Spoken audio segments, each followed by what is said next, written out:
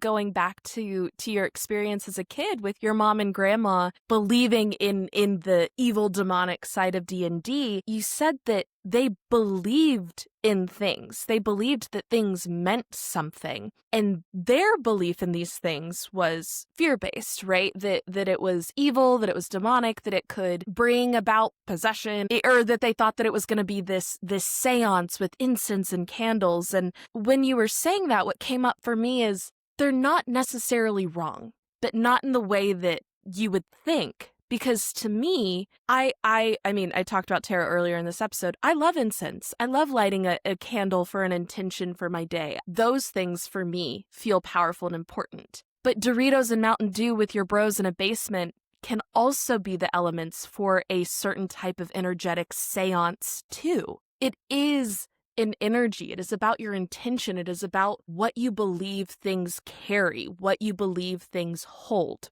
And whether or not you have, a higher power, a connection to the spiritual or anything, we all tell stories. And for me, as a writer, storytelling is a deeply spiritual thing for me because it feels like I'm connecting to this thing that's bigger than myself. And that's what it feels like when I'm crafting a campaign and when I'm playing a character, creating a backstory for a character. It's tapping into that same creation energy. And for me, that feels deeply spiritual.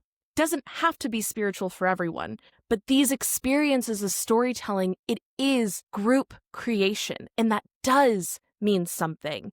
And for me, that I call it magic. Other people may just call it shared experience, humanity. I think it's all of those things. And that story that you told about the 20-sided tavern, that's exactly what it is. It is the same thing when everyone at a concert pulls out their lighter, or everyone in church puts their hands up, right? Everyone in that room felt that because it meant something. Completely imaginary story, completely imaginary characters, but we as humans invest and believe in things. Stories matter. The stories we tell matter, and that is why this game is so powerful, because it's not just a story, you're also living it. It's like your brain can't tell a difference between screens and experiencing something in real life. And so you are reprogramming your brain. When you do a heroic thing in your campaign, you're being a hero in your real life. You are still making that choice, and that's how your brain processes it. That's why it's the rehearsal for quote-unquote real life.